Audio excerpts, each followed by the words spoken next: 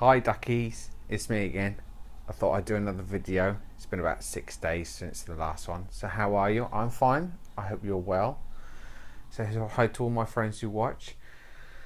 I thought I would try to do this podcast, this video cast, this vlog, to give you an idea of where I am in my transition, because my transition is a bit interesting from the point of view of someone who's gone through it normally. Now, I first transitioned in 2004. I went to see Uncle Russell Reed, in London, in Warwick Road. I went to see him, and I was taking estrogen tablets. I'd started taking them slyly on the side, and I wanted to do it professionally. And with my transition, I had sort of gone through the system of having a counsellor and talking through it with them to make sure this was the right thing I was going to go through, and what I would have to go through. But I wanted to do it as quickly as possible because I hadn't heard any good things about Charing Cross and going through the NHS. I had seen documentaries on the TV which weren't very good. I was a smoker at the time. I was taking Class A drugs. My social life was a bit hectic. I wasn't very well at the time, but I wanted to transition, and I was desperate to transition. So I thought, I'll try and find a sympathetic GP who will go part private, part NHS. So I would see a psychiatrist in London, Uncle Russell, Dr. Russell Reed. I would see him in London. He would treat me as a transgendered patient, or back then in 2004 it was just I was just a transsexual, so I wanted to be transsexual. The word transgendered wasn't really transgendered wasn't really used in the language in the UK, and I hadn't really come across it. I'd only come across the words that had come out of pornography, and transsexual. So it was a bit different in 2004. It wasn't as progressive as you may come across when I talk about the abuse I sometimes suffered back then. So I wanted to go part private, part NHS. So I would see Uncle Russell Reed. He would treat me as a patient at his clinic, and then I would take the private prescription he would write out for me. So I would pay to see him. So he would write, because he was private doctor. So he would write out a private prescription. I would then give it to my GP, and he would then write out an NHS prescription, and I would then go to the dentist. Now I was already a mental health patient at the time for other issues, not just what back then was classed as gender dysphoria, and it was classed as a mental health issue back then. So it's all a bit different back then. It's only 12 years ago, but it was all a bit different back then. But I hadn't heard anything great about Charing Cross, so I was scared of Charing Cross, and they would make me stop smoking, and I would have to give this up, and I would have to set into the NHS nanny state, and I would have to do this. Blah, blah, blah, blah, blah, blah. Are you really a transsexual? Blah, blah, blah, blah, blah. Or transgender? Blah, blah, blah, blah. So I decided that I would, that's how I would go. Part private, part NHS. I did this up until about 2007, about 2007. I had laser treatment. I had about 8 or 12 sessions of laser treatment. I still need a bit more, but my life kind of changed a bit in at the end of 2006, 2007. My psychiatrist took me off the medication I was on and put me on quetiapine. At the time, I was fasting in the sense that I had an eating disorder. I would take laxatives at the end of the day to wash my system out and to stuff. And I wouldn't eat a lot of food. I was scared of food. I would throw it away. I was terrified I'd put on weight, and I didn't want to be a fat transsexual because I thought it would make me look more like a bloke. I wouldn't be able to blend in as well. I wouldn't be accepted as much. I would just be that fat tranny. That's what I was terrified of. But I was 9.5 stone when I was putting the quetiapine in, I suddenly found that my metabolism was too great. I needed to eat. My food, it was just unbelievable. I just needed to eat, so I started eating pizza, and I started ordering out pizza, and I ordered a lot of pizza, and I stopped taking the laxatives. I totally changed everything, and in the space of 6 months I went from 9.5 stone to 19 stone in the space of 6 months. In the space of those 6 months, my doctor didn't see me until the end of that period. When my GP saw me ballooned to 19 stone, he freaked the fuck out and took me off the hormones I was on. He didn't put it down to the quetiapine. I know now it was the quetiapine because they've looked into it. But back then we weren't sure what it was. We just thought I was coming over the eating disorder. I'd got over my eating disorder. I was in a better place, and so I thought I could eat better, but it didn't work that way. Oh, it was terrible. I was so big. He took me off the medication and said, right, I can't do this anymore. You've got to go. He was also leaving the practice, so other doctors probably wouldn't have allowed me to go on the same path as I was on with him. So he said, I'm taking you off the hormones. You're going to have to go through Charing Cross. And I panicked, and I sank into a very deep depression. What with being 19 stone and sinking into a deep, I was a miserable person. I didn't want to give up smoking. I was smoking dope. It was great fun. I was having fun. It was keeping my mental health in check to an extent. But I was in a horrible place. I was now massive and off the hormones and not transitioning and practically detransitioning. So basically for the next 5 years, and with some family issues that affected us greatly during this period, I sank into a malaise and didn't know how to get out of it. It wasn't until about 2011, 2012 I started to hear positive things about Charing Cross, because I was still keeping in touch online with transgender issues and stuff, but people didn't use female pronouns when I was around them anymore, and some people in my family thought I was just going to go back to being a bloke or something in between, or not really anything at all. They weren't quite sure, but I wasn't a trans woman anymore. I wasn't a woman anymore, so I wasn't transitioning. So I had to get out of this malaise, and I was still keeping in touch with trans issues, and I realised that Charing Cross was not as draconian and dictatorial as it had been in the past. So I decided that I would give it a go. I would try and give up smoking. I was getting health conscious. I was starting to lose weight again. I was beginning to get on top of my weight, and my weight was slowly beginning to come down in about 2011, 2012. So then I went back to my psychiatrist and asked him to refer me to Charing Cross, and I took it as a positive move, and I would try and go through them. So in 2012, when I got my first, I think it was the end of 2012, I got my first appointment, I gave everything up. I gave up the smoking, I gave up the speed, I gave up everything that I thought was bad for me. I gave it all up. I just went cold turkey. There's a reason why I was able to give up the smoking, but I'm not going to go into it here. But I gave it all up, and I felt more better for it, especially when, after I went to Charing Cross, I realised how relaxed they were and how the draconian issues that they had had before weren't there. Yes, they did say you've got to give up the smoking, and yes, this was back just before vaping became a big thing. So back then, if it was now, they'd have said go on a vapes, and that's probably what I would have done, but I didn't back then. They weren't popular back then. They weren't really on the market. The NHS didn't really talk about vaping back then. So that's what I would have done now. But back then I just went cold turkey for a number of reasons. Other things helped me get through it. I was then prescribed hormones by the GP.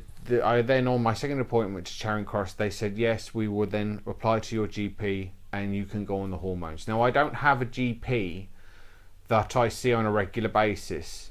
Our surgery is a bit chaotic. you see whoever is available. You have a designated GP, but I've never seen my designated GP since I was referred off of my GP, my male GP, who helped me do the part private, part NHS for 3.5 years, 4 years.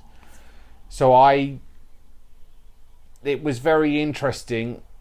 They waited for my blood pressure to come down. Now, because of my mental health issues, my anxiety is quite high. I have high anxiety, so when I go out, my anxiety is quite high, and if you give me a blood pressure reading, it's off the chart. So on a couple of visits, they say, well, your blood pressure is too high, we're not going to prescribe you hormones unless you get blood pressure down. So they suggested, because we know it's probably your anxiety, take the readings at home, bring them in. So that's what I started to do. So on my third appointment with the GP, I took them in, they took the readings, they said they were fine, and then they prescribed me the hormones.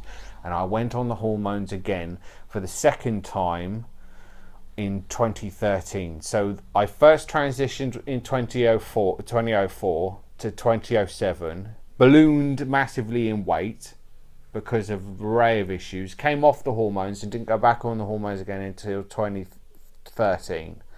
And so I've been on the hormones the second time and had a second transition. So it's March 10th 2016 at the moment, so I've been transitioning on the second time for 3 years.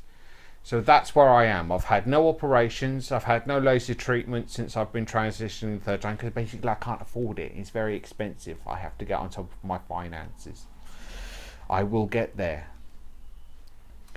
It's very difficult to say how the transition's going in the sense of physical aspects, because all that's happened really is I've lost a lot of weight. I've gone down now and I'm about 14 stone. I don't know what I'm about 85 kilograms, 90 kilograms, something like that. My maths is not very good, you'll have to forgive me. It's something like that, 100 kilograms, 95 kilograms, something like that. I'm about 14 stone. So I've lost a lot of weight in the last few years. Not any health diet or anything. I don't eat particularly healthily. I've got a bit scared of food again at the moment, but my weight's come down and I'm happy with that. So physically speaking, other than losing weight, I haven't much. It's difficult to say how my transition's gone the second time around, looking at it from a second point of view, apart from the fact that I don't get as much abuse as I did the first time. When I transitioned in 2004, the abuse I used to get on the streets, and this was before I was a big fat tranny. It was when I was thin. I used to get some. There was people would turn around and point. They would now you do get the rock star image nowadays, where you walk into a bar and. Or you walk into a shop or something, or you're walking down the avenue and you notice people staring at you, and you can see people thinking, hang on a minute. It's what I call the famous thing. It's like you're a famous person and everyone is acknowledging that oh, that's so-and-so, but they don't say anything. So you do get that sometimes, especially if I'm talking to somebody. They see what is a woman, and then they hear the voice and it doesn't quite correlate, or they see, is that a woman? But the abuse I suffered the first time my transition was in my face. I might talk about it in other videos, but it was really in my face. Heavy abuse. But I have not received that this time. People are a lot more accepting nowadays. They're a lot more open to trans issues, and I'm finding it a lot better this time. As my psychiatrist says, your paranoia that I suffer from because of my mental health is reinforced by the fact that people do, in certain social situations, are talking about you. I don't get that so much now. I'm a bit better. Maybe I'm a bit in a better place, mentally speaking, because of the transition. My psychiatrist did say the second time around, and he was hoping I'd go on to the hormones, that I would feel much better, and I do. There has been some shaky times and there are some issues there still, but I feel a lot more better centered now I'm on the transition the second time. I feel much sure I wouldn't have done this the first time around. And I'm not as ill as I was when I transitioned the first time. I thought transitioning the first time would help me out with my mental health, but I was still in a bad place back then. I needed to get out of it. I needed to get out of the malaise I was in. Transitioning wasn't just the sole argument for getting out of the situation I was in, but I was still quite ill back then. There were certain things I couldn't do that I can do now that I couldn't do then, but that's mental health. You learn to live with it, I find. You learn to adapt to what you can and cannot do, and I've learned to do that over the last few years. So that's where I am with my transition. I've had no operations, if you want to know. I don't know if I will. I'm a bit worried about them for certain reasons I may go into in other videos. I'm happy where I am. I identify as a trans woman. I don't identify as a woman. I identify as a trans woman. I identify as trans. As transgender. As transgendered. Whatever. There's so many words. I read books. As some of you may know, I do the LGBT drop-in on a Wednesday at Duke's Keep in Southampton. And it's for LGBT folk, and when I do it, I read a number of books, but the books tend to be a decade old, so they reflect when I was transitioning the first time. So it's interesting to read them from the reflection of 2016.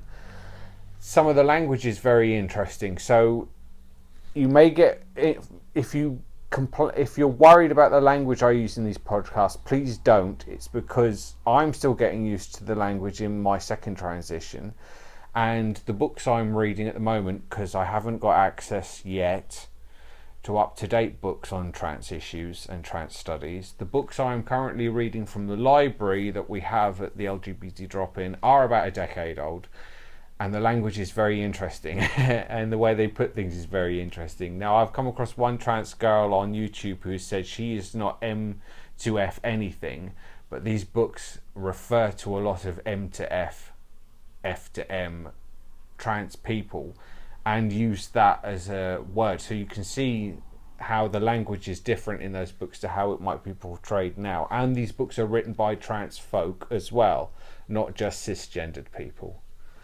So I just thought I'd do a video to say I'm still here. That's where I am with my transition. That's how it's all come about. I may go into more depth later on. I hope this hasn't bored you and you've been up to date and you're interested in my transition, and you can see that it's a little bit more interesting than another just transitioning normally. My story is a bit broken up by first transitioning, then stopping, then transitioning again, and going through the private part NHS and then NHS mode, and seeing it from the point of view of a private counsellor, because Uncle Russell Reed was a lovely guy and he helped a lot of people out who were transgender and transgenders, a lot of people out who wouldn't have been able to go through the NHS and couldn't go through the NHS because back then and before then they were just so draconian. But they're not like that now. They're just very, very, very, very busy. And annoyingly so for some of my friends. So that's where I am with my transition. I hope you enjoyed this vlog. Look out for me on Twitter. I'm at Lennie Auckland, and you can email me on the bottom of this vlog. So, and I'm on Instagram at Lennie_Auckland. And if you're interested, recently, Monday just gone from this podcast, so the 7th of March 2016, we did me and my brother, producer Matt, we did a Fresh Brew podcast episode on the elections so far in the US primaries in America, and we went a lot into the vote counts and the delegates before the second Super Tuesday on the 8th of March 2016. So I hope, if you're interested, look for that. That's at freshbrewpodcast.co.uk, and we also do the LGBT news and the tech news. I've been Lennie. See you next time, and have fun. Here's my little remote control. Hey. And I will speak to you next time. Goodbye.